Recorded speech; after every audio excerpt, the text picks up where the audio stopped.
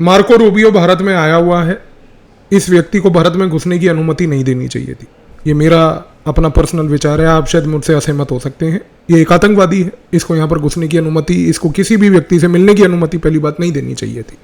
उसका कारण है कि ये व्यक्ति ने अपनी विजिट सबसे पहले जो है कोलकाता के अंदर क्रिश्चियन मिशनरीज के नेटवर्क्स के पास जाकर करी।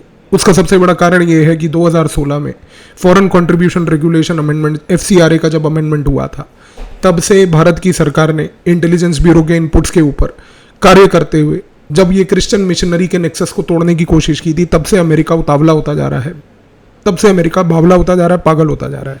उसका कारण था अमेरिका ने बड़े लंबे समय से भारत के अंदर क्रिश्चियन मिशनरीज को सपोर्ट किया था।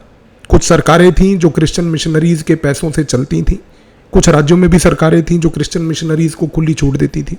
केंद्र लेवल पर भी सरकारें ऐसी आई हैं, उनमें भी कुछ ऐसे लोग थे जो मंत्रिमंडल तक में पहुंचे हुए थे, नाम हिंदू रखे थे, लेकिन ऑब्वियसली बात है कि कन्वर्टेड क्रिश्चियंस थे।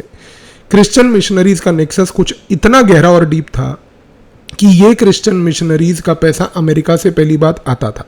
अब समझने की कोशिश कीजिए कि ये क्रिश्चियन मिशनरीज करती क्या थी उस पैसे का।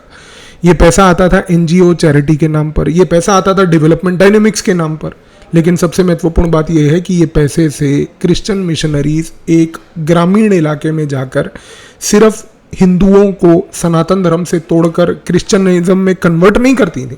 क्रिश्चियनिटी में कन्वर्ट करने के बाद ये उन लोगों को ग्रास रूट लेवल पर इंफॉर्मेशन गैदरिंग करने के लिए ट्रेन करती थी कि किस तरीके से आपके ग्रामीण इलाकों में सरकारी डेवलपमेंट हो रही है, किस प्रकार से सरकारी डेवलपमेंट को ओपोज करना है।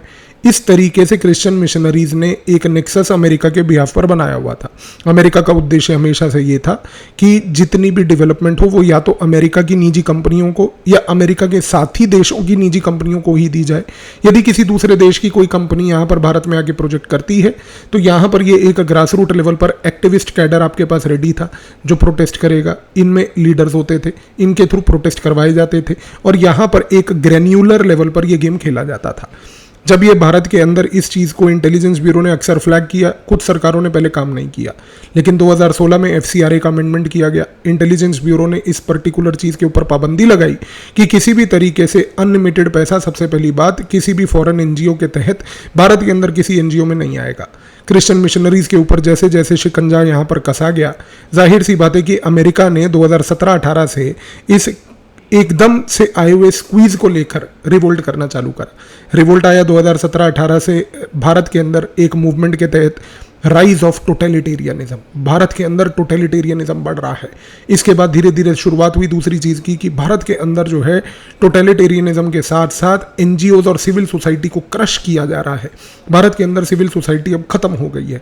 फिर ये जब चीज़ खत्म हुई और ये पूरा मूवमेंट यहाँ पर कोलैप्स हुई एक नरेटिव बनाकर, तो तीसरी चीज़ चालू की गई कि भारत के अंदर माइनॉरिटीज़ के ऊपर अत्याचार हो रहा है और माइनॉरिटीज़ के अत्याचार के ऊपर चौथा पॉइंट यहाँ पर ऐड किया गया, अमेरिका की UCREF टाइप की जो हर साल एक रिपोर्ट आती है, उस रिपोर्ट को ग्लोबल लेवल पर प्रोपोगेट करके एक प्रोपोगेंडा चलाया गया कि देखिए भारत के अंदर क्या हो रहा है।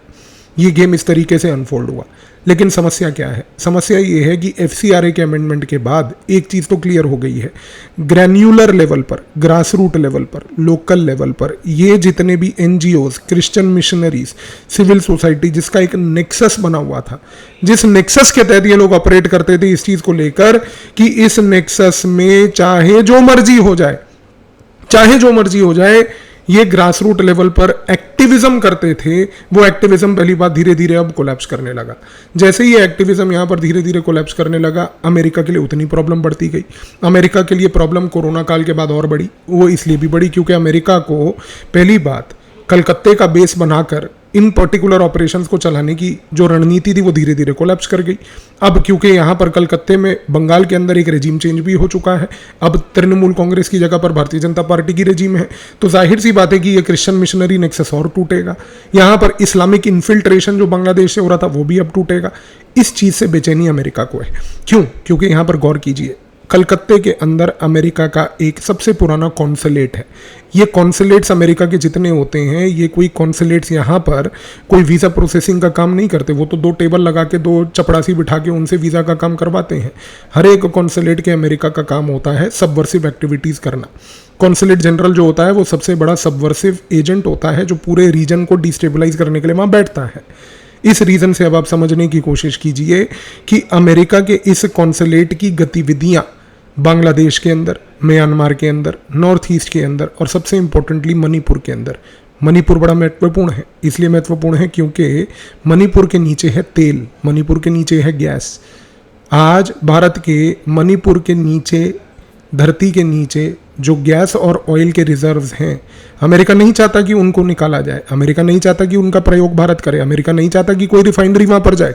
इस रीज़न से आज की डेट में क्या हो रहा है, मणिपुर के अंदर एक ऐसी आग लगा दो कि मणिपुर सोशली इतना कोलैप्स कर जाए कि ना तो कोई भारत की कंपनी ना ही कोई विदेशी कंपनी मणिपुर के अंदर निवेश करके वहाँ पर अपनी पूंजी लगाकर इन्वेस्टमेंट करके उस ऑयल एंड गैस को एक्सप्लोर कर पाए। ये सारा अमेरिका का चाल पिछले 3 साल से चल रहा है। पहली बार मणिपुर के बारे में बात नहीं कर रहा मैं। इस चैनल पे कम से कम आपके साथ पिछले 10 वीडियोस बना चुका हूँ मणिपुर को लेकर। हर वीडियो में एक ही पॉइंट मैंने उजागर किया है, मणिपुर का असली खेल ये है कि वहाँ पर ऑयल एंड गैस के एक्सप्लोरेशन को नहीं होने देना। उस ऑयल एंड गैस के एक्सप्लोरेशन को नहीं होने देने के लिए सबसे बड़ा यहाँ पर रोड ब्लॉक अगर कोई है तो वो अमेरिका है। वो इसलिए है क्योंकि वो चाहता ही नहीं है कि भारत अपने आप वो सेल्फ सफिशिएंट हो जाए उस ऑयल एंड गैस के रिजर्व्स के एक्सप्लोरेशन में। इसीलिए आप देखिए कि ये मार्को रूबियो जैसा जो आतंकवादी है, जो भारत में आया है, ये आतंकवादी यहाँ बैठकर ये बात बोल रहा है कि हम चाहते हैं कि भारत की सरकार अमेरिका से एलएनजी खरीदे। भाई हम अमेरिका से एलएनजी क्यों खरीदे जब हमारे पास अपने रिजर्व्स हैं? हम अपने रिजर्व्स को क्यों नहीं एक्सप्लोर करेंगे? यहाँ पर आपने जो मणिपुर में आग लगाई, जिसके लिए आपका यहाँ पर कोलकाता का कॉन्सुलेट ने एक काम किया, म्यांमार के अंदर बैठ के आपने ऑपरेशंस किए, आपने बांग्लादेश के अंदर रेजिम चेंज कर वहां पर एक निकम्मा मोहम्मद यूनुस जैसा एक गधा बिठाया, जिसके तहत आपने पूरी बांग्लादेश की टेरिटरी का एक प्रयोग करके पूरे भारत के मणिपुर को यहाँ पर आपने जलाया। आज की डेट में इस पूरे मणिपुर का फलक्रम, उस मणिपुर का रूट पॉइंट जो है वो कलकत्ता है। वो कलकत्ता का अमेरिका का कॉन्सुलेट है, जिस कॉन्सुलेट के तहत बैठकर ये सारा काम हो रहा था। और आज अमेरिका का ये मार्को रूबियो टेररिस्ट जब वहां पर जाता है, इसका यहां पर ऑब्जेक्टिव यही है। इसका ऑब्जेक्टिव सिर्फ ये था कि ये यहां पर जाकर एक मैसेज देना चाह रहा है अमेरिका की अपनी उस क्रिश्चियन जनता को भी कि देखिए हम क्रिश्चियन मिशनरी के नेटवर्क्स को रिवाइव करना चाहते हैं।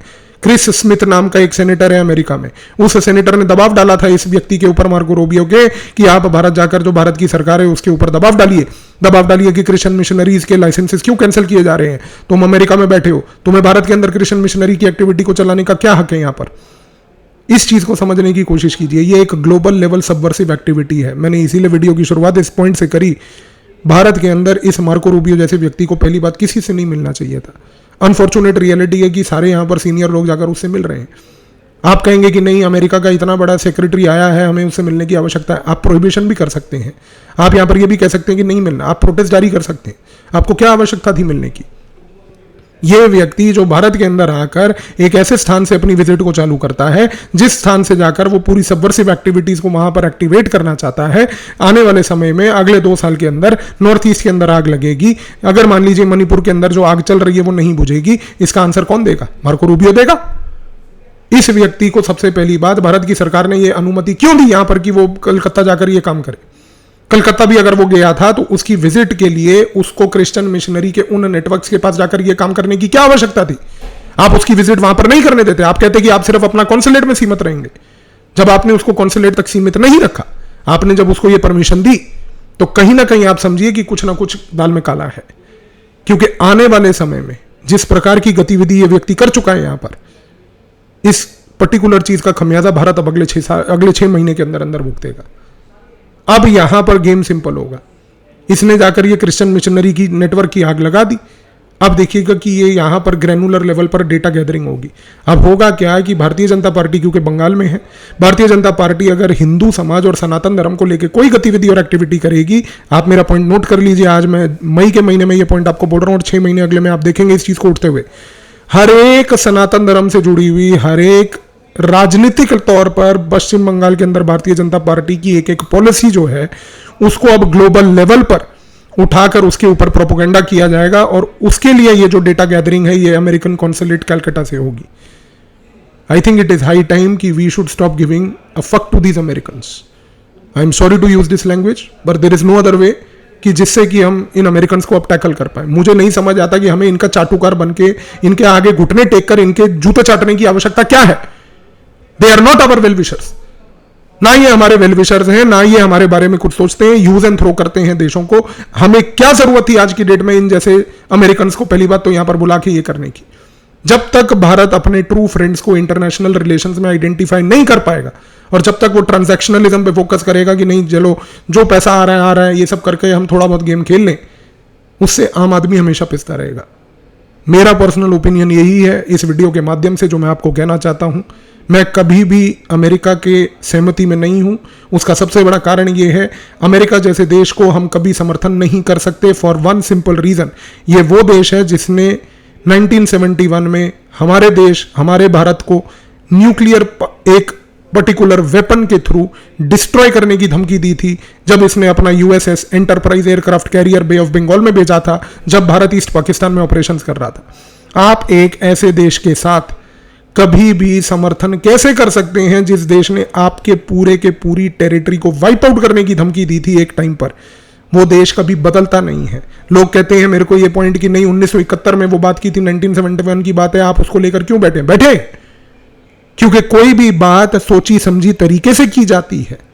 एक देश जिसकी मंशा और जिसके माइंड में ये पॉइंट था कि हम भारत जैसे देश का सिविलाइजेशनल गेम ही पूरा वाइप आउट कर देंगे। जो चीज 1971 में उसने भारत को लेकर बोली थी, उसने 2026 में यही शब्द ईरान को लेकर भी प्रयोग किए थे। अभी ट्रंप ने पूरी सिविलाइजेशन वाइप आउट कर देंगे, याद है आपको?